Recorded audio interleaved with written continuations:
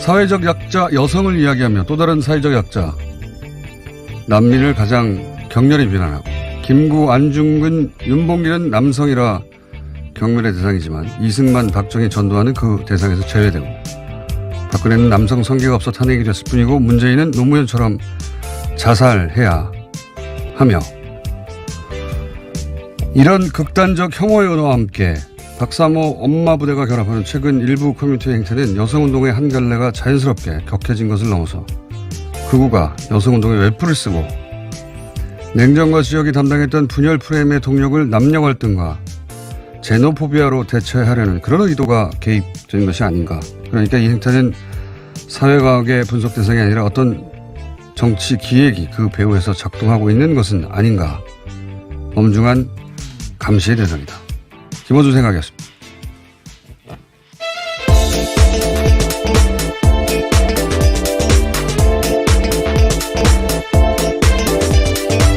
시사인의 김은지입니다. 같은 이슈를 세 번 연속하는 경우가 거의 없는데 오늘 마지막으로 한 번만 더 얘기를 해볼까 하는 이유가 있는데 그 이유를 좀 설명하겠습니다. 원래 이런 초기에 이런 일부 커뮤니티의 자극적인 말들은 워낙 오랫동안 쌓여온 이제 이 남성 중심 사회의 억압 구조, 그거를 이제 공세적으로 공략하는 그런 새로운 운동 기법. 네. 약자는 원래 권력과 수단이 제한적이니까 이 강고한 구조하고 싸울 때는 어쩔 수 없이 의도적으로 좀 위약적이 되고 그리고 그런 강자가 기존에 쓰던 뭐 언어나 기법을 빌려서 그대로 되돌려주고 그래서 효과를 극대화하고 그런 새로운 운동 기법으로 이해된 측면이 있고 실제 그런 측면도 있었어요. 예. 근데 이제 특히 최근 들어서 올해 들어서 저는 어떤 특이점을 본다고 말씀드렸는데 이 해석으로는 설명이 안 되는 굉장히 극우적이고 그리고 점점 정치적 목적을 노골화하는 그런 움직임이 분명히 그 일부에서 있어요. 오프라인에서 이제 뭐 박사모 엄마 부대가 같이 결합을 한다든가 이게 이제 반복적으로 얘기하지만 사실은 올해 들어서 냉전 지역 이 급격히 해치되고 있단 말이죠. 그래서 이런 그 분열 프레임을 우리나라 약한 고리죠. 젠더 이슈라는 게 굉장히 남녀 갈등 혹은 뭐 외국인 혐오, 제노포비아 이걸로 대체하려는 노력의 일환을 보인다. 저는 그래서 계속 반복 언급하는 건데 어제는 이제 천주교 성체 모독하는 그런 게시물이 크게 논란이 됐습니다. 기사화 될지는 모르겠는데 온라인상에서 크게 그 논란이 됐는데 성체 모독은 천주교에서 대죄 큰 죄악이고 교황청에 보호될 사안으로 저는 알고 있어요. 근데 이 얘기를 하는 이유는 유럽 극우정당이 최근에 굉장히 득세하고 있잖아요. 극우정당이 이런 방식으로 성장을 했거든요. 과거에 유럽의 극우정당은 애초에 유태인 혐오로 출발했습니다. 근데 그때는 제한적인 성공밖에 못했어요. 대표적으로 프랑스 극우 국민선수단 르펜 또는 독일 네오나치 다 유태인 혐오를 기반하는 거거든요. 근데 이 다음 세대에 와서는 유태인을 이슬람으로 대체합니다. 때마침 또 난민 이슈가 커져서 유럽 극우가 최근에 원내 진입을 하죠. 여러 나라에서. 그리고 이들의 지지 기반은 대체로 20대입니다. 그러니까 경제적 취약층이잖아요. 20대가 어느 사회나.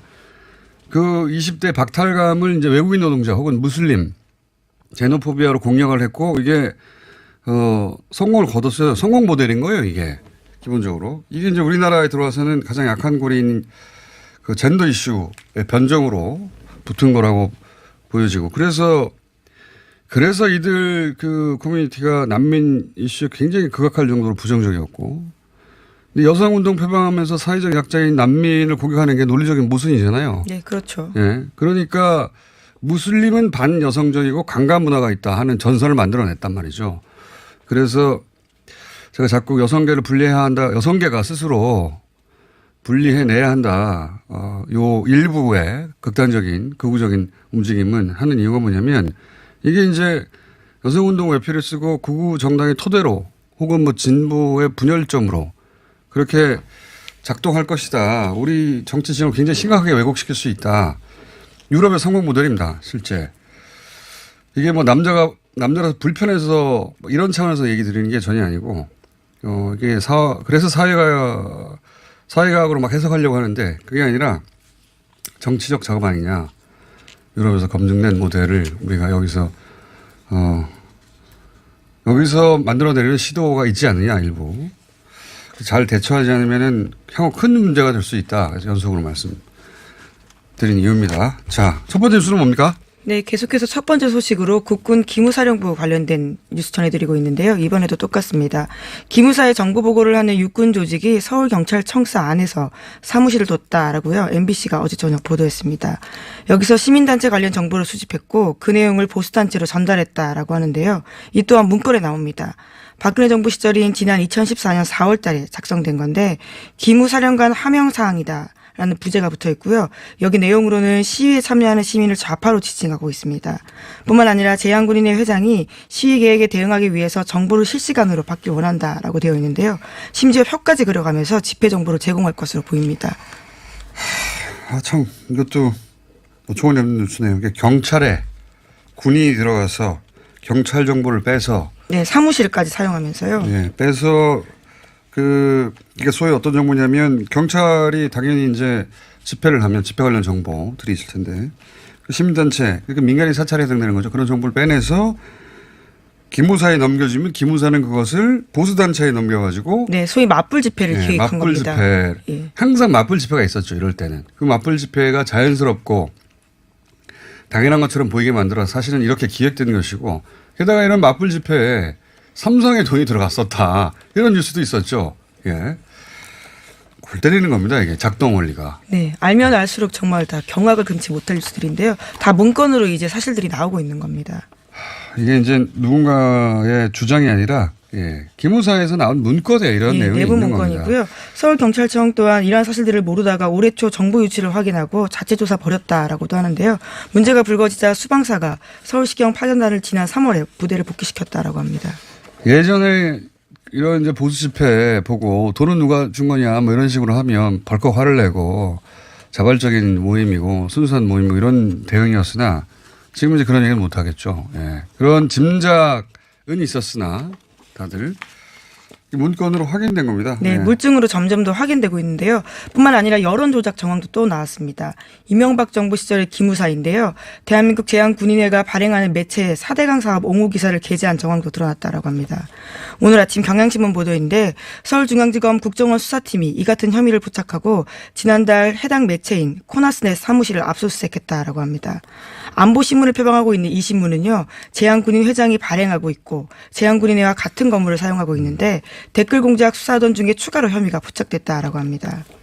이 앞에 뉴스는 박근혜 정부 시절 기무사고요. 지금 뉴스는 4대강 옹호 기사를 냈다. 네, 이명박 정부 시절 기무사의 문제입니다. 기무사는 항상 이래왔던 거예요. 네. 우리는 뭐 방첩 활동하는 줄 알았더니 앞에는 민간인 사찰을 한 것이고 이번에는 정부 홍보를 한 거죠. 네, 일종의 여론조작이라고 할 수 있는 것들인데요. 정부 돈을 받아서 기무사 예산으로 사용하면서 그런 식의 홈페이지를 만들어서 정보를 조장했다라고 볼 수 있습니다. 군인이 새누리당 외곽 조직처럼 움직인 겁니다. 당시에.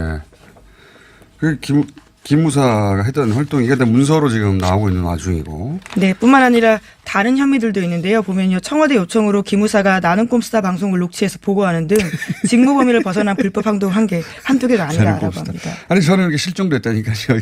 심지어 녹취해서 보고까지 했다라는 것들은요. 계엄령이 만약에 정말 떨어졌다. 그 당시 그 계획 나온 거 보면은 광화문에 탱크 80대, 장갑차 200대, 그 다음에 이제 그 완전 무장한 군인 2,500명 까는 거거든요. 예. 광화문에만 일단. 예, 탄핵 심판이 기각됐을 경우. 그렇죠. 다른 지역에는 또, 다른 지역대로 가는데 탱크 80대, 장갑차 200대가 광화문에 꽉 차 있다고 생각해 보세요. 그 군인들이 그 완전 무장하고 총 들고, 서 있고. 그러고 나서, 정부 부처 언론사 장악하고 그 다음에 그 시위한 사람들 다. 총기를 어떻게 사용할지에 대한 계획까지도 있었는데요. 시위한 사람들을 잡아가고 그다음에 총기를 언제 발사할 것인지 계획이 되어 있었던 거 아닙니까? 근데 이런 문건을 가지고 이게 문제가 없다. 군이 정상적으로 위기 상황에 대처한 거다라고 그렇게 말하는 게 말이나 됩니까? 일반인들한테는 도저히 먹히지 않는 내용이고 그러다 보니까 이제 독립수사라고 이제 지시를 했죠, 대통령이. 예, 문재인 대통령이 지금 해외 순방 중인데요. 거기서도 지금 이런 긴급한 지시를 내렸습니다. 국군기무사령부에 대해서 독립수사단을 구성해서 신속하고 공정하게 수사하라는 건데요. 촛불 집회 당시에 국군기무사가 계엄령 문건 작성한 데 대해서 수사가 필요하다는 목소리가 높아지자 이에 대해서 빠르게 대응한 겁니다. 그러니까 육군과 기무사 이게 이제 보고라인 속에 보고라인 선상에 있었던 사람들이 다수 있으니까 이게 이제 정보가 왜곡되거나 차단되거나 그럴까봐 공군이나 해군 출신 법무관으로 독립수사단을 꾸리고 그리고 국방부 장관한테 보고하지 말라. 네, 소위 셀프 조사 논란에서 벗어나겠다라고 하는 건데요. 왜냐하면 문제가 되는 전현직 사람들이 여전히 군에 있기도 합니다. 그리고 이제 전직 기무사령들 같은 경우는 이제 민간이 됐기 때문에 그 군 법무관으로는 수사에 한계가 있어요. 그래서 아마 제가 보기엔 검찰도 같이 수사를 하게 될 것 같고. 네, 민간 검찰과 수사 공조가 필요한데요. 조현천 전 사령관이 현재 미국에 있는 중이라고 합니다. 왜 미국에 갔겠어요. 기무사 관련 문건 계속 나올 것 같다고 말씀드렸는데 뭐 계속 나오고 있는 와중입니다. 예. 우리가 상상했던 혹은 뭐 그럴지도 모른다고 의구심을 가졌던 예. 그 사람들 그런 일들이 실제로 이루어졌다는 게 문건으로 나왔다는 게 중요합니다. 네, 이제서야 물증으로 드디어 나온 겁니다. 자, 다음 순요. 네, 북미 관련된 소식인데요. 트럼프 대통령이 현지 시간으로 10일 김정은 북한 국무위원장에게 줄 작은 선물이 있다라고 밝혔습니다. 다만 이 선물이 무엇인지에 대해서는 밝히진 않았는데요. 줄 때 알게 될 것이다 라면서요. 구체적으로 공개하진 않았습니다. 벨기에 브뤼셀에서 열리는 나토 정상회담 참석을 위해서 출국에 앞서서 기자들과 만나서 이렇게 이야기했습니다. 이제 뭐 CD를 직접 준다는 얘기인지 그래서 언젠가 조만간 만날 그 선물인지는 모르겠는데요. 네. 기자들이 CD에 대해서도 물어봤습니다. 그러니까 아직은 자기가 가지고 있고 일정한 시기에 전달하겠다라고 답했습니다. 그러니까 자기가 줄 때 건넬 때 알게 될 것이라고 했으니까 자기가 건네려면 만나야 될 거잖아요. 그러니까 뭐 김정은 위원장을 어쨌든 올해가 지나기 전에 만날 계획이 분명히 있는 것 같고요. 예, 그런 운을 띄우는 것 같고 그리고 또 한편으로는 김정은 위원장의 미국 정부 차원에서 크게 해줄 게 당장 없단 말이죠. 미국 의회에서도 그렇고 여론도 그렇고. 그러니까 이제 이런 유화적 제스처를 계속 취해가는 것 같아요. 예, 기분 상하지 말라고. 그러니까 그 북미 관계 정상을 꼭 하고 싶은 거죠. 그게 본인의 정치적으로도 큰 도움이 되니까. 트럼프 대통령이 이렇게 친절하게 구는 건 김정은 위원장밖에 없습니다, 현재. 네, 관계 개선의 의지를 계속해서 드러내기 때문에 네. 북한 또한 의지를 보여주면서 서로 좀 합을 맞춰갈 필요가 있다라는 그러니까 생각이 실무 드는데요. 차원에서의 어떤 뭐 당연히 티격태격이나 긴장감 같은 건 있을 수밖에 없는데 이제 맨 뒤에서 하지만 우리 진위는 이런 거니까 판을 엎지는 말자 이런 메시지를 의도적으로 계속 관리형 메시지라고 봅니다. 네, 다음 뉴스는요. 네, 장자연 씨 관련된 소식도 계속 전해드리고 있는데요. 검찰 진상조사단에서 장자연 씨 사건에 대해서 재조사 중입니다. 핵심 인물 중 하나로 꼽히는 조선일보 전 사장인 하모 씨가 있는데 MBC가 어제 이 사람을 만나서 관련된 소식을 전했습니다. 하 씨는 조선일보 사주인 방 씨 일가를 보호하기 위해서 자신에게 혐의가 있다라고 조선일보가 몰아세웠다라는 주장을 하고 있는데요. 구체적인 이야기까지 했습니다. 자신이 이렇게 지목된 데에는 당시 조선일보 측 영향력이 작용했다라는 주장도 했습니다. 그러니까요. 이분은 성도 하예요. 방이 아니라. 근데 이제 그 장자연 씨가 분명히 조선일보 방사장이라고 썼단 말이죠. 예, 메모에 그렇게 썼고요. 예. 근데 이제 경찰 수사 과정에서 조선일보가 사실 굉장히 복잡한 가계도가 있고 또 계열사 구조도 잘 몰라서 경은 결론을 내렸어요. 예. 그렇게 결론을 내려서 조선 사장으로 몰아갔었죠. 예. 예, 조선일보는 그때 그렇게 했었고요. 또 검찰에서는 이 당사자 그러니까 스포츠조선의 전 사장인 하모 씨도 마치 관련된 인물인 것처럼 했었는데 당사자가 자신은 아니다라는 억울하다라는 이야기를 이제 와서 하고 있는 겁니다. 그러니까요. 예. 이게 이번에 만약에 그 진실의 일단이라도 밝혀지지 않으면 이건 다시는 그런 기회는 없을 거라고 봅니다. 이 사안을 또다시 수면 위로 끌어올릴 동력이 남아있지 않을 거거든요. 예. 그런 만큼 이 사안과 관련해서 사건 관련해서 조금이라도 진실의 일부를 알고 있는 분들은 이게 다 나와야 된다고 봅니다. 그동안 무서워서 말을 못한 분들도 많을 거예요. 지금 스포츠 스포츠조선 전 사장만 하더라도 스포츠조선의 사장식이나 했던 분인데도 불구하고 그동안 적극적으로 나서지 못했거든요. 예. 네, 자신도 지금까지 주변 취재 기자들로부터 조선일보가 사주 일가를 보호하기 위해서 자신을 희생양으로 삼으려 한다는 이야기를 자주 들었다라는 이야기도 밝혔습니다. 그래도 적극적으로 나서지를 못했던 게 조선일보가 가지고 있는 뭐 힘, 예. 그 업계에서 그리고 검찰, 경찰도 이런 결론을 유도해낸 힘, 뭐 이런 게 두려웠겠죠. 근데 지금이 기회다라고 봅니다. 저는. 예. 그 온전한 진실 전체가 모습을 드러내려면 지금이 기회다. 자, 다음 순위요. 예, 삼성의 노조 파괴 공작 관련된 소식인데요. 삼성의 노조 파괴가 문제로 부각된 상황에서 박근혜 정부 시절에 노동부가 삼성 쪽에 입장을 들어주라면서 일선 노동청에 지시했다라고요. 어제 MBC가 보도했습니다. 삼성 편을 든 건데 삼성 쪽 임원이 노동부를 방문한 이후에 벌어진 일이라고 합니다. 별로 놀랍진 않네요. 벌어진 일이라고 합니다. 별로 놀랍진 않네요. 현직 경찰이 삼성 노조 협상을 아예 대신해 주는 것만큼 놀랍지는 않네요. 예. 근데 어쨌든 박근혜 정부 시절에 노동부인데 말이죠. 예. 노동부가 삼성 측의 입장을 들라고 노동청에 지시했다는 거 아닙니까? 네. 네. 문건 내용이 이렇습니다. 삼성의 이야기를 충분히 들어주지 않는다라는 불만이 들려와서 안타까움이 마음이 든다라는 건데요. 안타까운 마음이 든다라는 내용 자체를 문건에다가 썼습니다. 그러니까요. 이게 편지도 아니고요. 노동부에서 노동청에 누군가에게 개인적으로 만나서 했다는 얘기가 아니고요. 노동청에 보낸 공식 문건에 이런 내용이 나온 겁니다. 예, 삼성 이야기를 충분히 들어주지 않는 불만이 들려 안타까운 마음이 든다. 네, 삼성전자 얼마나 애가 타는지. 당시의 근로감독 결과가 불법 파견이다라는 내용들이 나왔었는데요. 이에 대한 항의 혹은 불만을 표시한 겁니다. 그러니까 말입니다. 재밌지 않습니까? 삼성공화국이라는 말이 그냥 레토릭이 아니라 실제였던 거예요. 예. 자, 다음은요. 네, 이명박 전 대통령 소식 오랜만에 전해드리겠는데요. 한참 재판이 진행 중입니다. 이와 관련해서 어제 좀 관련된 내용들이 나왔었는데 다스의 미국 소송을 맡았던 변호사가 이명박 전 대통령에게 한미 정상회담 대응 방법 등 다수의 외교 컨설팅까지 했다라는 내용을요. 검찰이 어제 공개했습니다. 그렇군요. 그러니까 지금까지 나왔던 내용은 다스 소송비를 그렇죠. 대납했다. 예, 대납했고 그 소송비를 이제 삼성으로부터 받은 에이킨 건프 그리고 그때 이학수 부회장. 예, 그 이학수 부회장이 그런 일을 맡겼고 그 일을 맡은 미국의 로펌이 에이킨 건프였고 거기 이제 대표 이 일을 맡은 변호사 김석환 변호사였다. 뭐 이런 건 보도됐는데 여기서 이제 한 발 더 나가서 그것뿐만 아니라 컨설팅을 했다. 예. 네. 그리고 이 컨설팅 비용도 삼성이 지원한 것으로요. 검찰은 판단하고 있습니다. 이 삼성 그리고 이명박 전 대통령 양쪽 모두 이득인 거래인 거죠. 그러니까 삼성 입장에서는 자기들이 비용을 대서 자기들과 가까운 변호사를 대통령에게 계속 붙여주고 서비스하는 그래서 이제 자기들 관리 범위 내에 두려고 하는 것이고 이명박 전 대통령 입장에서는 이제 돈 안 들이고 예, 이런 서비스를 받고 뭐 이런 거죠.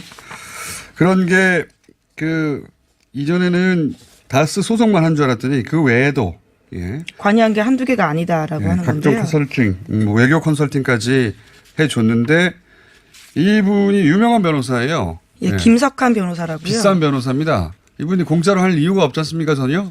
누군가로부터는 비용을 받아야 되는데 이명박 전 대통령은 안 줬다는 거 아니에요? 삼성이 줬겠죠. 라고 검찰이 지금. 예, 주장하고 있습니다. 삼성이 매달 정액으로 지급하던 12만 5천만 달러를 다스 소송 비용 외에 외교 컨설팅 비용 같은 것도 다 포함되어 있다고요. 어제 이야기했거든요. 알겠습니다. 어제는 KBS 단독이 많았는데 오늘은 MBC 뉴스들이 많네요. 네. 이분들이 왜 이런지 모르겠네요 요새. 오늘 여기까지 하겠습니다. 시사인의 김은지였습니다. 감사합니다. 구정당이 최근에 굉장히 득세하고 있잖아요. 극우정당이 이런 방식으로 성장을 했거든요. 과거에 유럽의 극우정당은 애초에 유태인 혐오로 출발했습니다. 그런데 그때는 제한적인 성공밖에 못했어요. 대표적으로 프랑스 극우 국민선수단 르펜 또는 독일 네오나치 다 유태인 혐오를 기반하는 거거든요. 그런데 이 다음 세대에 와서는 유태인을 이슬람으로 대체합니다. 때마침 또 난민 이슈가 커져서 유럽 극우가 최근에 원내 진입을 하죠. 여러 나라에서. 그리고 이들의 지지 기반은 대체로 20대입니다. 그러니까 경제적 취약층이잖아요. 20대가 어느 사회나. 그 20대 박탈감을 이제 외국인 노동자 혹은 무슬림 제노포비아로 공략을 했고 이게 성공을 거뒀어요. 성공 모델인 거예요, 이게. 기본적으로. 이게 이제 우리나라에 들어와서는 가장 약한 고리인 그 젠더 이슈의 변정으로 붙은 거라고 보여지고. 그래서 이들 그 커뮤니티가 난민 이슈에 굉장히 극악할 정도로 부정적이었고. 근데 여성운동 표방하면서 사회적 약자인 난민을 공격하는 게 논리적인 모순이잖아요. 네, 그렇죠. 예. 그러니까 무슬림은 반여성적이고 강간 문화가 있다 하는 전선을 만들어냈단 말이죠. 그래서 제가 자꾸 여성계를 분리해야 한다. 여성계가 스스로 분리해내야 한다. 요 일부의 극단적인 극우적인 움직임은 하는 이유가 뭐냐면 이게 이제 여성운동 외표를 쓰고 극우 정당의 토대로 혹은 뭐 사회적 약자 여성을 이야기하며 또 다른 사회적 약자 난민을 가장 격렬히 비난하고 김구, 안중근, 윤봉길은 남성이라 경멸의 대상이지만 이승만, 박정희 전두환은 그 대상에서 제외되고 박근혜는 남성 성기가 없어 탄핵이 됐을 뿐이고 문재인은 노무현처럼 자살해야 하며 이런 극단적 혐오의 언어와 함께 박사모 엄마 부대가 결합하는 최근 일부 커뮤니티의 행태는 여성운동의 한 갈래가 자연스럽게 격해진 것을 넘어서 극우가 여성운동의 외표를 쓰고 냉정과 지역이 담당했던 분열 프레임의 동력을 남녀 갈등과 제노포비아로 대체하려는 그런 의도가 개입된 것이 아닌가. 그러니까 이 행태는 사회과학의 분석 대상이 아니라 어떤 정치 기획이 그 배후에서 작동하고 있는 것은 아닌가. 엄중한 감시의 대상이다. 김원준 생각이었습니다.